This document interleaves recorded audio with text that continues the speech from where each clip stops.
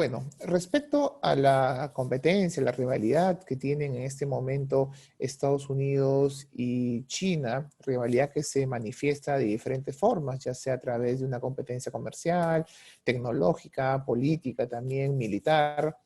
¿Cuál es el impacto que puede tener en el multilateralismo? Yo creo que tiene un impacto. Y ya lo hemos estado viendo en las últimas semanas con las críticas que, por ejemplo, el gobierno de Estados Unidos ha realizado contra la OMS, la Organización Mundial de la Salud, al cuestionarla, entre otras cosas, por ser una organización internacional, pues, que actúa en favor de los intereses de China. Ese es un claro ejemplo de cómo esta competencia también tiene impacto en otros ámbitos. Acordemos, además, que la política exterior del presidente Donald Trump, pues, es bastante renuente a lo multilateral. Ha cuestionado a la ONU, ha cuestionado a la OMC, ha cuestionado a la OTAN, y siempre pensando en función de sus intereses y no de los intereses colectivos, finalmente de la razón de ser de la existencia de los espacios multilaterales.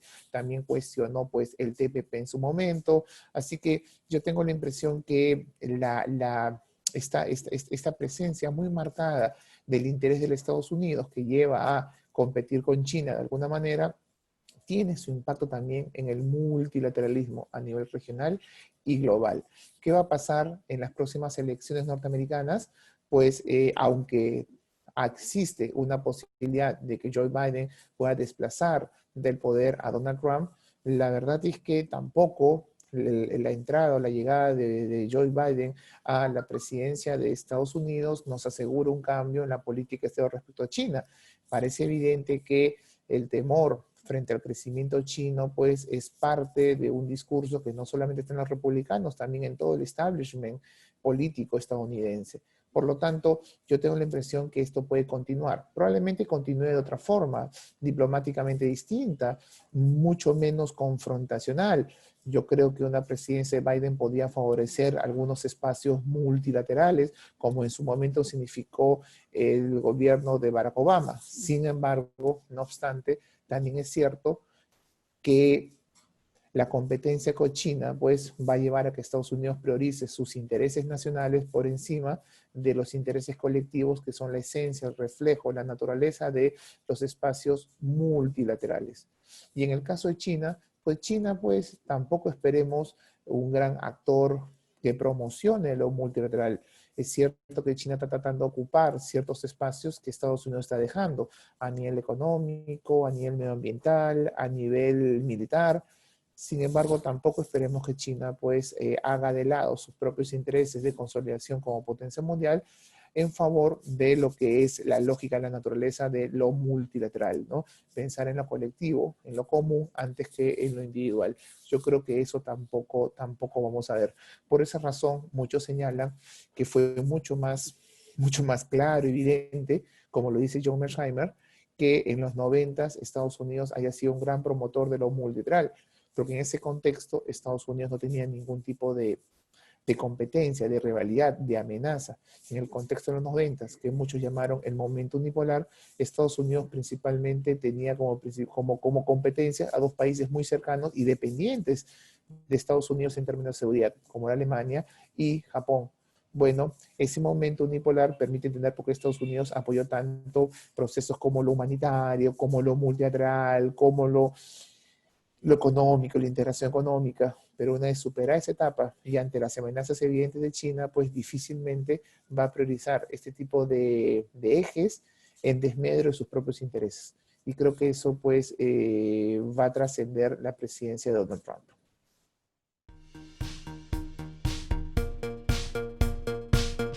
Bueno, hace algunas semanas se han llevado a cabo dos cumbres importantes, la cumbre presidencial de la CAN y la cumbre presidencial del Mercosur. Lamentablemente, estas cumbres se dan en un contexto muy complejo. Primero, habría que señalar que la CAN acarrea problemas estructurales desde mucho tiempo atrás.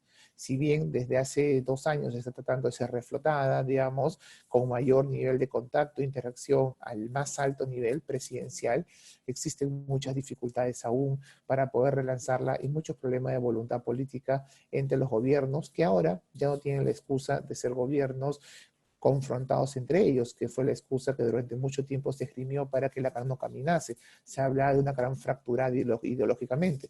Bueno, hoy ya no existe esa excusa de la fractura ideológica, sin embargo la CAN aún pues no alza vuelo como quisiéramos. Mientras que cuando pensamos en Mercosur vemos muchas diferencias y la última cumbre demostró que parece que los países quieren caminar por rutas distintas. Una Argentina que piensa en la integración, que piensa en Mercosur pues como un espacio de protección frente a los embates internacionales donde deberían juntarse más los estados, y un Brasil ahora pues apoyado por países como Uruguay, pues que entienden la integración principalmente en términos económicos y en función de un mayor nivel de apertura al mercado global. Entonces, creo que los resultados de la última cumbre en Mercosur tampoco han sido muy satisfactorios. Y además, entendiendo también que en algunas presidencias, como en Brasil, tenemos un gobierno que ha mostrado un claro desdén por lo regional, a tal punto que Bolsonaro fue muy crítico en Mercosur, y aunque ha participado de la cumbre y ha bajado el tono de sus críticas, pues todos sabemos que tiene poco interés por el futuro de la región, más allá de algunos intereses brasileños, como es el de apertura, que justamente Mercosur pues aún genera algunos candados e impedimentos en ese sentido. Bueno, y además de la cumbre de la CAN y de Mercosur, habría que señalar que el contexto regional de la pandemia y probablemente la pospandemia va a ser un contexto bien difícil para cooperar entre nuestros estados.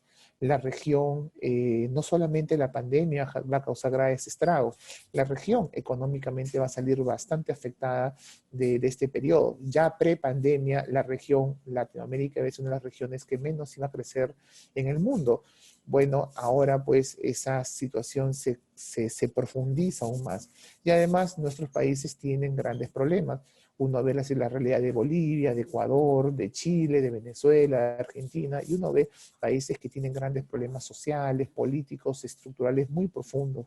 Por lo tanto, en estos momentos, pensar en comparación frente a países que van a terminar y que ya están muy debilitados, se hace bastante complejo. Todos sabemos que la cooperación parece ser fundamental, central para el futuro, para hacer frente en el futuro a amenazas como las que hoy estamos viviendo con la pandemia.